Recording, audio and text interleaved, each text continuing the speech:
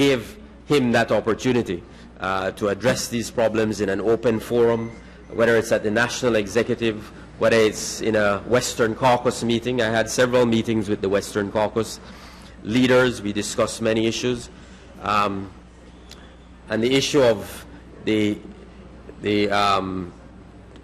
adjustment of the Western Caucus, the structure of the Western Caucus, was something I discussed at length with Mr. Mahmoud.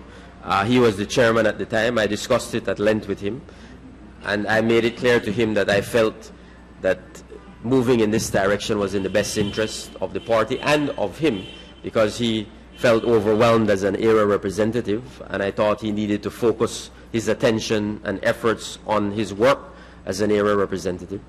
So I believe I've always been very fair, very open with Mr. Mahmoud. So I can't account for his frustration. The decision for a delegates convention in San Ignacio was a decision of the Western Caucus, a decision at which all of the representatives from the Western Caucus, I think with the exception of Mr.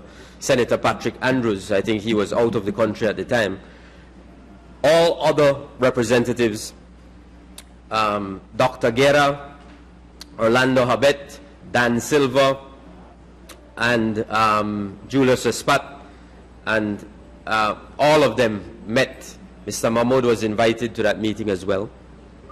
And that was a unanimous decision of that caucus. They felt that that was the best way in which to resolve some issues of unity that were arising as a result of the proposed convention there. That was it. That was it. And so the party and I accepted that recommendation. It had absolutely nothing. The Secretary General made no such recommendation to the party. That came from the Western Caucus. The party, the executive, and I supported it. It was brought to the executive. We supported it. We endorsed it. And the Secretary General then carried out the instructions of the executive to go down there and have this delegates convention, which in our view worked very successfully.